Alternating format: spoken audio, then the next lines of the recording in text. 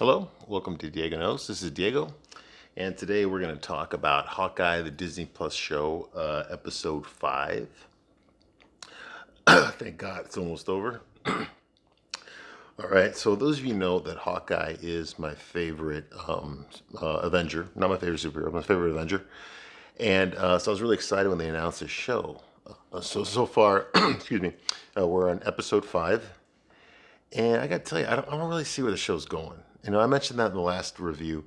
I don't really see where they're going with the show because the plot doesn't seem like it's something that needs 6 episodes. Not with what's going on with the characters, with the story. To start off with, we start off with basically Black Widow. The first 5, 6, 7 minutes is about Black Widow, and I'm not talking about Scarlett Johansson. I'm talking about her sister, Yelena Belova, who, if you remember, is the other Black Widow, the one from the Black Widow movie. So she's back. We haven't seen her since the movie. And, she's got the Russian accent going on. She's trying to rescue all the Black Widows. She hits them with that red dust that, I guess, undoes their brainwashing. But I thought that their brainwashing was already undone in the movie when when the Red Room, the headquarters of the Black Widows, when all that was destroyed, when it fell out of the air and crash landed. I thought that undid all the brainwashing, but maybe I'm wrong. I don't know. But so she's out there doing that with other Black Widows. She frees them, and then together they go off and they find other Black Widows and they free them, whatever. So we get to see what happened to her when Thanos did the snap. She was there. She just freed a Black Widow. And then she went to the bathroom to wash her hands, and then boom, she comes back as 5 years later. And she wants to know where Natasha is. We already know that she's dead. So she's like, well, I got to find my sister. Well, at the end of the Black Widow movie, the bonus feature at the end showed Contessa Allegra Fontaine, I think, played by Julia Louis-Dreyfus. She's a S.H.I.E.L.D. Well, in the comic book, she was a S.H.I.E.L.D. She was a love interest for Nick Fury. And Julia Louis-Dreyfus, she's like in total sitcom mode. Even though it's supposed to be like a drama, she's like totally like, like total sitcom mode. And she showed up in Falcon and the Winter Soldier, and she showed up again at the end of Black Widow.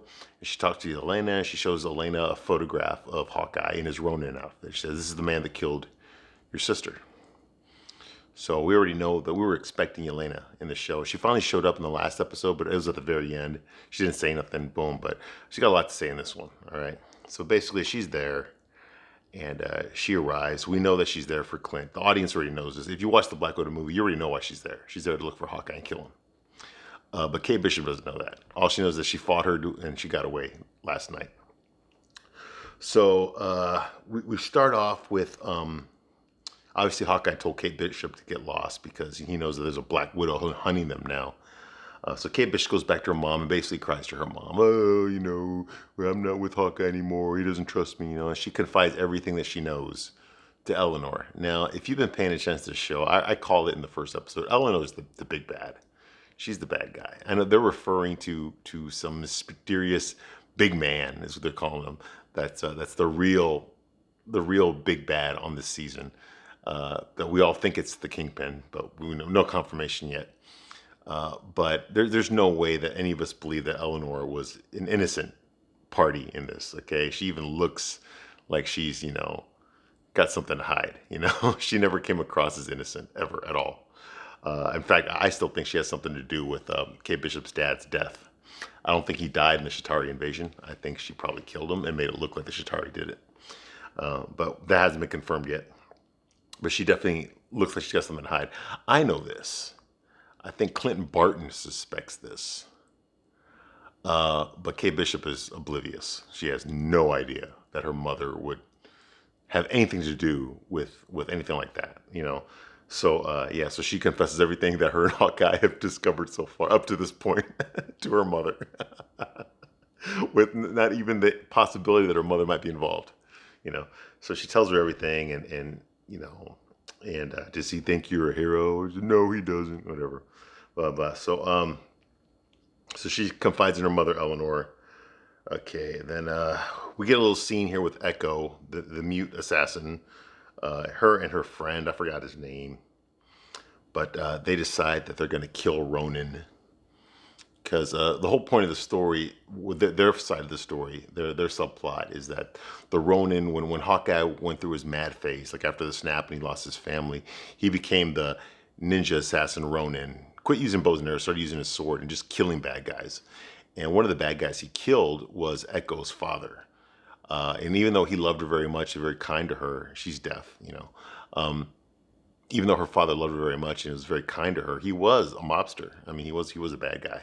We didn't see him do anything bad, but that's what he was. He was like a captain in like this underground, you know, like criminals, you know. And so when Ronan came by and just wiped them all out, he killed them. So ever since then, when she found out that Ronan was back in town, she's been hunting for Ronan, not knowing that Hawkeye was Ronan. So they agree they're going to kill Ronan. So there's that. And then we go into a big, I counted it, it's 11 and a half minutes. Kate Bishop goes back to her apartment. Now, if you remember in episode 1, it got bombed out. It got burned down. Her apartment got burned down. And it's still burned down. She goes back to her apartment for whatever reason. And she looks around and there's Black Widow, Yelena. Yelena's there. She's like, hello, Kate Bishop. She always calls her Kate Bishop. She never says Kate. She also says Kate Bishop. Hello, Kate Bishop. Now, something I can never understand is how come Yelena's got the Russian accent, but Natasha didn't have it? In the comic books, Natasha had the Russian accent. Russia was her native language. Okay? Now, she could fake an American accent, but if she wasn't like on a mission or something, she would speak English with her Russian accent because that's what felt normal to her. You know, was to speak English with a Russian accent. If she was undercover or pretending to be an American, then she would speak with an American accent. But she had to make a conscious decision to do that. She didn't sound like she was from Orange County, California.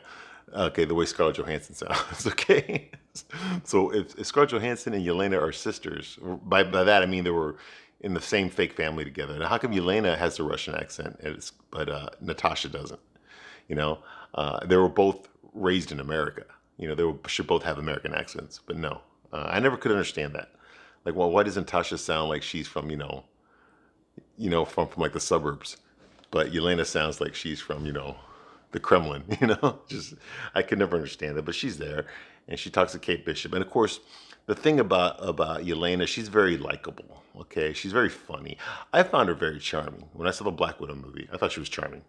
I remember there's that scene where they're breaking their fake dad out of prison, the Red Guardian out of prison, the Russian prison, and even though they're murdering all the prisoners in there, the tone of the scene was very kind of lighthearted. And I remember where Yelena talks to herself in the helicopter that she's piloting while her sister's down there fighting the guards and stuff. She's like, I do this, I do good job, I do good job. That's just very funny, very likable. And of course, she brings that here, because her scenes are very comedic. The tone of the scene is very comedic. She's over here like telling Kate Bishop, she goes, Kate Bishop, why don't you have something to eat? I made you some delicious macaroni and cheese. It's absolutely wonderful, And Kate's just like, how do you know where I live? I know everything about you. And he starts spouting all this information about her, What is a good place to visit while I'm here in New York? That kind of thing, So the tone shifts. It's mostly just, them talking. It's Kate and Yelena talking for 11 and a half minutes. They're just sitting there talking to each other, okay? This is supposed to be about Hawkeye, okay? Where's Hawkeye? Because it's Kate Bishop talking to Yelena for 11 and a half minutes. The episode is 44 minutes long, okay? The first 7 minutes was Yelena, was finding out what happened to Yelena. Then we got maybe a 3 or 4 minute scene with Kate Bishop and her mother, Eleanor. And then we have an 11 and a half minute scene of Kate Bishop talking to Yelena, the other Black Widow. I was like, what? Like, this is supposed to be, this is supposed to be like an action show. Like, we should be seeing things. The plot should be progressing. And the entire 11 and a half minutes that they were talking, we didn't learn anything new at all. We didn't learn anything new about Yelena, and we didn't learn anything new about Kate Bishop. The big reveal was when Yelena tells Kate, I'm not here to talk to Hawkeye. I'm here to kill him. And she's like, oh, oh yeah, but we already knew that. The audience already knew that. if you saw the Black Widow movie, we already knew that. When we saw Yelena in the last episode, we knew why she was there. Okay, so now Kate Bishop knows, but the audience already knew that. So why spend 11.5 minutes just to set that up? And then then she leaves. She jumps out the window. Don't get in my way. Very Ian McKellen, Patrick Stewart from the first X-Men. All I ask is stay out of my way. Okay, so there's nothing, no new information in that scene. It was just a filler, 11.5 minutes of nothing that we didn't already know. So anyway, so that goes on. Then Kate goes back to her house and she finds out that the swordsman Jacques Duchan, her mom's fiance, gets arrested. I guess Eleanor turned over the information that Kate Bishop found out about him, that he was the head of the trench coat mafia or whatever. I think that's what they're called. The tracksuit mafia, yeah, the Russian guys, in the tracksuits. Yeah, I guess he's the head of them, or he launders money for them. Whatever. They dug up some stuff on him, and so he's under arrest. And then he's smiling about it, all affable and just clueless, oh, I know. Don't worry about it. It's okay. I would have done the same thing, but don't worry. I'll be out in time for the Christmas party. Like he's smiling while they're carrying him off to jail, and telling everyone it's okay. I'll be out in time for the Christmas party. What kind of bad guy is this? This is the swordsman. In the comic books, the swordsman came pretty close to wiping out the entire Avengers by himself. And he has no powers. He's got a fucking sword. I mean, this guy was working for, he was working for the Mandarin in the comic books, I mean, this guy could fight. He could fight Captain America. He could fight Hawkeye. He taught Hawkeye how to fight. I mean, this guy was bad news. He wasn't that great of a threat. The Avengers fought a lot heavier hitters than him, but I mean, he was legit threat, especially for a weaker Avengers. Back then, the Avengers consisted of Captain America, Hawkeye, Scarlet Witch, and Quicksilver. That was it, and they took him seriously. He was a serious bad guy, and now he's just a joke. Even if there's only one more episode left, even if he comes back in the next episode, with his sword out and ready to fight and kick some ass, it's not going to matter because he's been a fool for the past 5 episodes. So you're not going to be able to redeem him, He's just a wasted character. Anyway, so we finally get some more info with Clint, other than him spending the night at the cop's house. He's just so he can have a place to crash. He walks around New York and he sees a memorial for the Avengers. He sees all the names up there, all for the heroes that fought the Chitauri, whatever. And of course, Natasha's name is on there. He starts talking to the Muriel, please forgive me, Natasha. You were the best of us. And I was like, she was the best of us? And he goes again, I'm sorry about what happened. And I just want you to forgive me for what I'm about to do. When he puts his hood on, and then he calls his wife, Laura, and she's basically hey, you're going to do what you want to do. He's like, I need another day. Yeah, every episode he needs another day. Something happened, I'm going to need another day here. Well, he says that every episode. She's like, well, you don't have to ask me for permission. I know you're going to do it. You just do it. And he's like, okay, I will. So we don't know what he's going to do yet. Kate Bishop tries to get a hold of Clint this whole time. So she gets on her cell phone. And I remember there was a movie I saw back in the 90s called Swingers. I don't know if you remember that. Coincidentally, Jon Favreau wrote that movie and was the star of that movie. And he's the guy that, brought Iron Man into the MCU. And he plays Happy Hogan in the MCU. And now he's in charge of Star Wars. But back in the day, he did, when he was new to films, he did a movie called Swingers, which I absolutely love. It's in my top 3 guy movies of all time. And there's a scene in there where him and Bridget Monahan, the one from Sex and the City, the one from True Bloods. Anyway, Bridget Monahan, he meets her at a bar, and he's nervous around girls, and he's trying to get over a breakup. So his friends have to pep talk him to get the courage to ask out a girl. So he finally does talk to a girl, and he gets her phone number. And he's all excited about it. He's like, oh, look, I got her phone number. So when he gets back to his apartment the same night, he starts calling her. and it goes straight to voice message. So he calls her back, and while he's leaving a message, the message cuts out. So he calls her right back to continue the message. And she keeps calling her over and over and over again on the same night. And after like the 13th or 14th time he calls her, she answers the phone and tells him, "Don't ever call me again." Well, I remember that scene. The reason I'm bringing it up is because that's what happens here with Kate Bishop. She just starts calling Hawkeye over and over and leaving messages over and over and over again. It's like, okay, I've seen this done better at Swingers, you know. She's really, really trying to get Hawkeye to mentor her. You know, she's actively trying to get him to be a part of her life. Why is she trying to do that? What's the subtext here? I know she lost her dad. So that must be it. He's already a father to some other kids. Maybe she wants him to be a father figure to her. That's the only thing I can think of, you know, because she's definitely an active role. The problem is that Hawkeye is not acting like a father towards her. Like I said in the other review, he's very dismissive of her. Like she's an annoyance to him.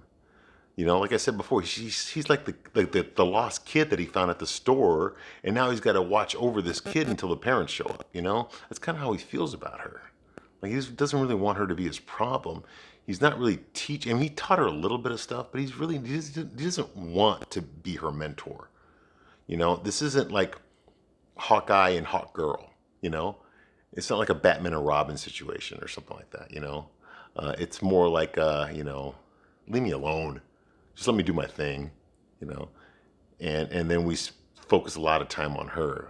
This episode is mostly about Kate Bishop, but they don't have anything to do with her, though. That's the thing. Like, they have nothing really for her to do other than her to act like Kate Bishop, you know, like just act like all sitcom, you know, and I don't know. It's not exciting. It's not exciting at all.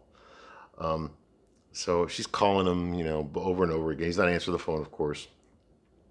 Then we cut to the tracksuit mafia, the Russian guys, okay? And you know, it's a stereotype now for the past 15 years, okay? If you're a Russian, you're automatically an organized crime. Like, look at all these action movies, okay? The bad guys are always Russians.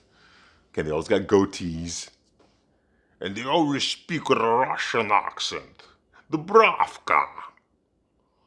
Vanya, we drink a vodka, you know, like that. I mean, it's a stereotype. Look at any fucking action movie.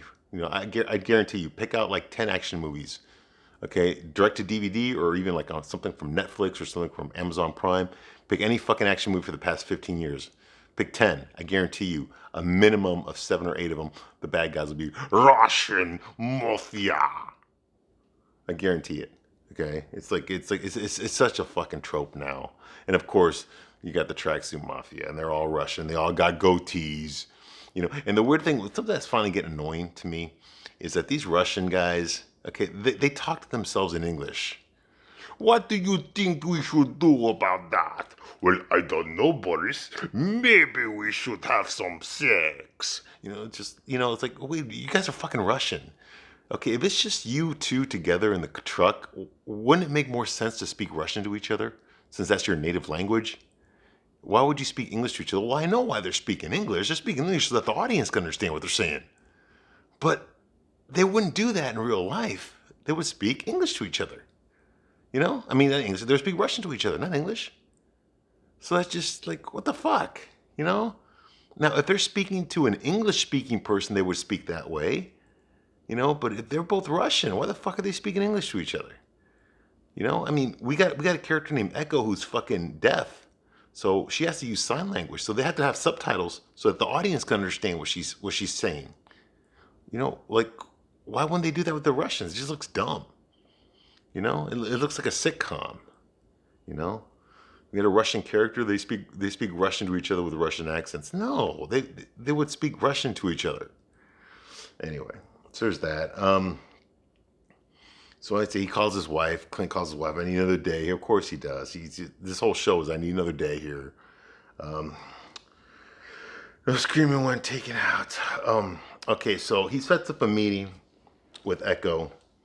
He shoots an arrow into the tracksuit mafia's truck, and then it says they're to set up a meeting at some used car lot where they saw, I guess, a used car sale lot. We're going to meet there and hash this thing out, right? So, of course, there's a setup to catch Hawkeye. So the tracksuit mafia is there, and they're hiding with their guns, trying to, wait for Hawkeye to show up so they can take him out. And, of course, Echo's there front and center as a beacon so Hawkeye can go to her, and then the tracksuit mafia will take him out. So they're all there sneaking around in their tracksuits with their guns, and because Hawkeye takes each one of them out, and like he hits them with an arrow, then you see him get scooped away. And I'm sorry, if I get hit with an arrow and all of a sudden I go to the ground, I sense someone's yanking me away, I'm going to scream. I'm like, hey, help, help, help. But nobody screams. Everyone gets taken out. Nothing happens to their voice or their mouth, but nobody screams when they get taken out. It's like a horror movie. In a horror movie where the people are there and they're in the shadows, and all of a sudden a hand comes out from the shadows and grabs their mouth and pulls them back in. And then a couple minutes later, one's like, hey, Rick, what happened to Rick? Where is he? He was right behind me. Like that. Well, that happens here, but their mouths don't get covered. They just get hit and knocked out, and they get hit with an arrow, they get tied up, and they get pulled away, and nobody screams. So that means because nobody screams, the other Russians don't know where the fuck happened to their friend. They're just looking around like they don't know where to go. If the guy had screamed or something or screamed for help, they could follow his voice and go, oh, Hawkeye's over there, let's go. But none of them scream, they just get taken out. And they don't even get taken out unconscious. They just get taken out. So I'm like, okay, this is some pretty bad writing here. Okay, so of course,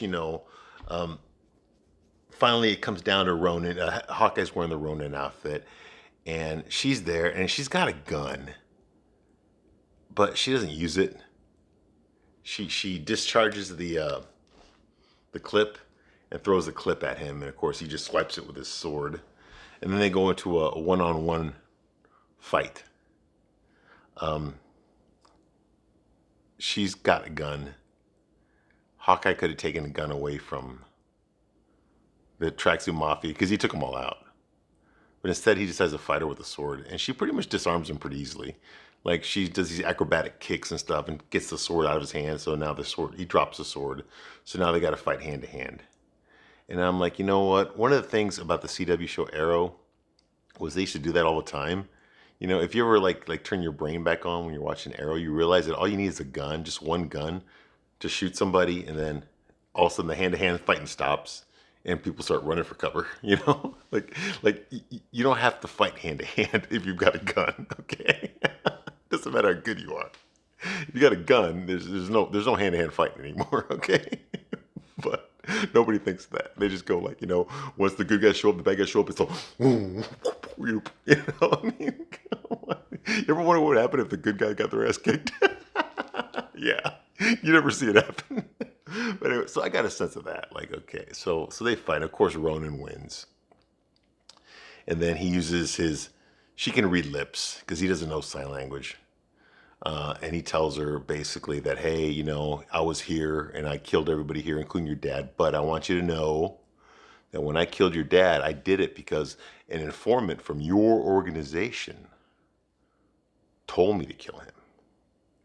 And of course, Echo, she's like, no, that's a lie. He's like, no, your boss wanted your dad dead. And that's why I killed him. Of course, she doesn't believe him, and she's about to kill him, and Kate Bishop shows up. Yeah, she followed him there, and shoots an arrow at her. So she gets away. Hawkeye gets away. She goes to talk to her friend, and they sign language each other. And she's like, hey, the night my father died, how come you weren't there? He's like, oh, I don't remember. It was a long time ago.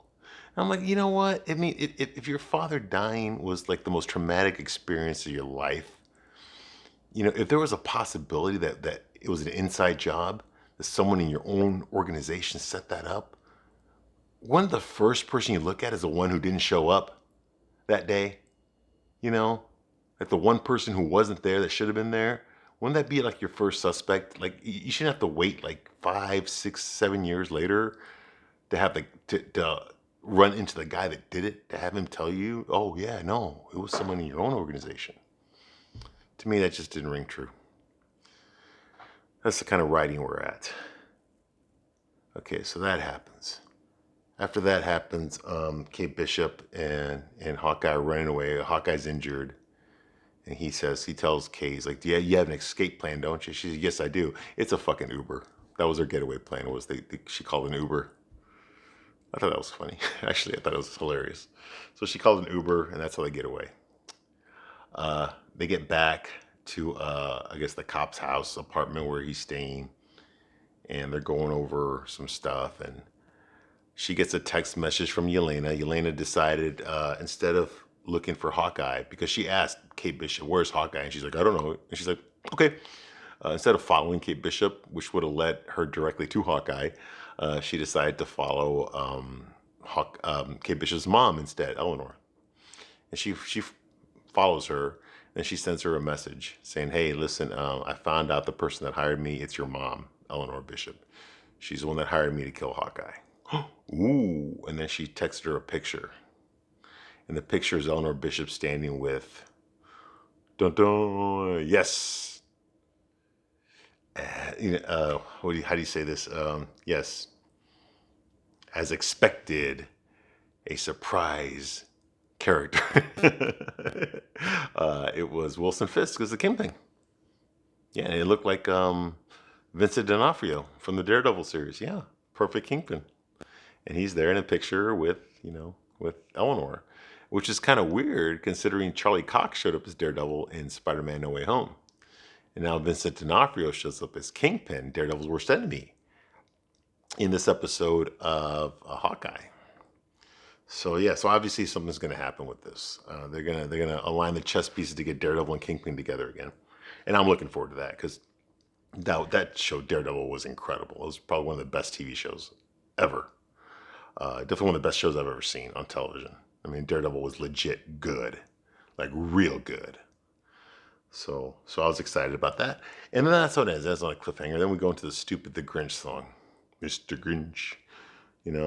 Which I have no idea why they're putting that song in there. It's not. This is not a Christmas show. It takes place during Christmas. It's not a fucking Christmas show.